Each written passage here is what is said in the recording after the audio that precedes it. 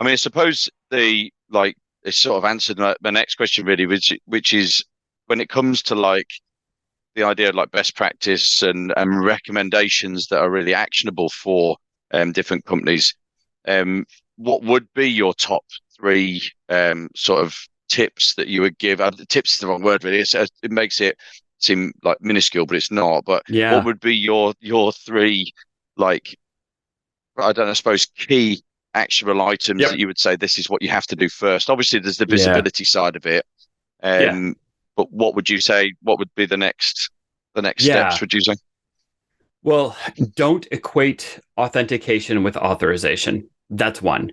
And there's a very common development pattern that we've seen around APIs, which is that, I assume that when Kieran logs in, all that Kieran is ever going to do is request Kieran's data.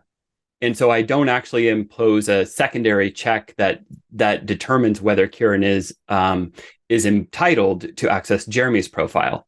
It might be yes, it might be no. But if I'm never even checking it, all I'm checking is that Kieran is still authenticated as Kieran. That's a bad practice, right? Generally speaking, permissions need to have kind of three different components in the calculation. It's, kind of who's the user, what are they asking for, and what are they trying to do with it? That could be like Kieran viewing Kieran's profile, but then there's also Kieran viewing Jeremy's profile. Then there's Kieran updating Kieran's profile and Kieran updating Jeremy's profile. And so you kind of need to think about the permission set around that. And that's all part of the authorization, not the authentication. So that's the number one. And that on its own is responsible for almost 50% of the API data breach records, is really that kind of like, made a false assumption there. Number two, don't return more data from your API than needs to be returned.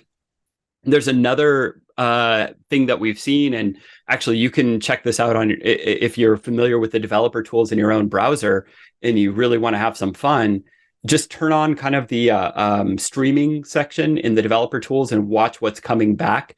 Most modern web apps are actually decoupled front end, back end. And so, what you're interacting with in the user interface is actually making API calls to the back end to fetch data records and so on.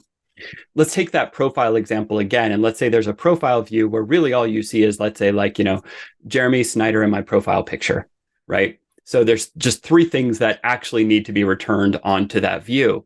But what we see a lot of the times is that actually the request that goes to the backend over the API connection tends to just be like, give me the Jeremy Snyder profile.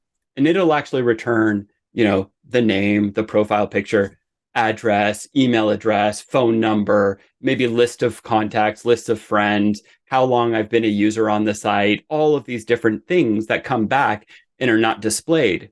And there's a tendency to kind of let the front end determine what data elements get displayed. But again, you can go into those developer tools and you can watch the data coming back, and you can see so many backend APIs just return way more data than needs to be returned. So that's the second thing, is make sure that your APIs are just not sending back too much data.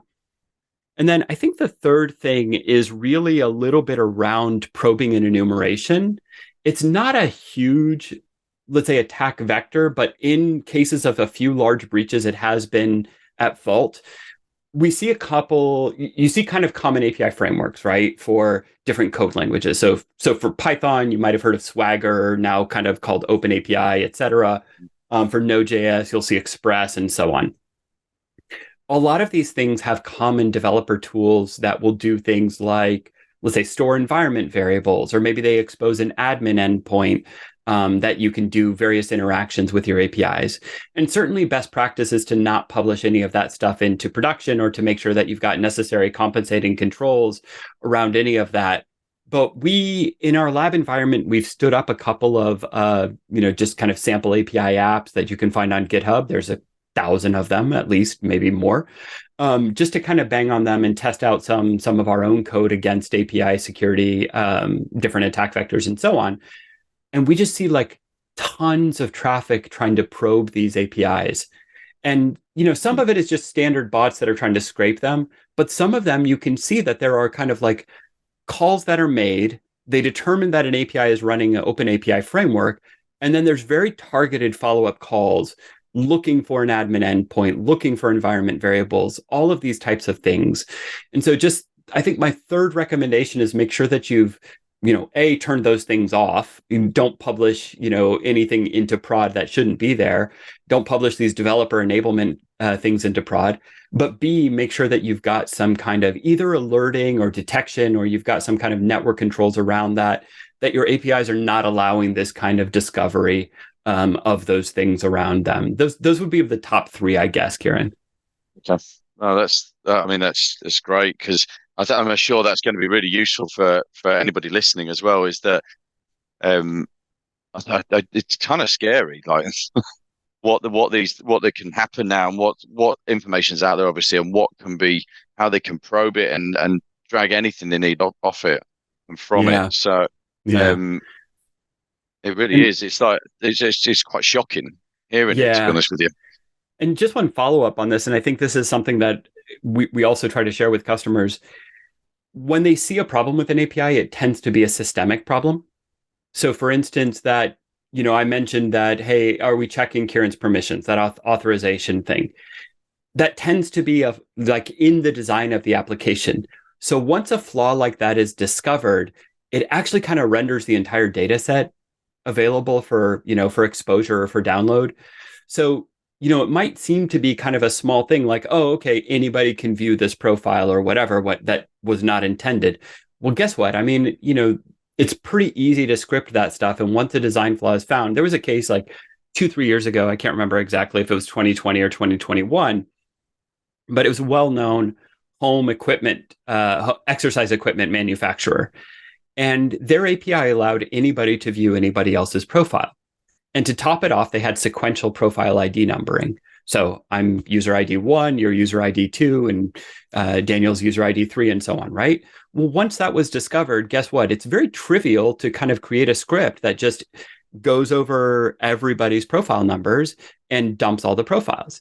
And so, this kind of simple design flaw exposed 30,000 records in like 4 minutes. And so the rate of data extraction can be very fast because it can be programmatically accessed and so on. But again, it tends to be a systemic flaw that really can expose entire data sets. And so the breach numbers, there's not a ton of breach events, but the kind of like number of records per event is very, very high. It's like I said, it's shocking. It's shocking, Yes. really, in terms of what it can, like how fast something can happen, and things that you wouldn't necessarily think about. And I think it's almost like going back to the old age of like the password. I remember like when I used to work in schools, and it was the amount of people who had the password and couldn't understand why that wasn't secure or safe, or it just crazy. It's shocking. It really is.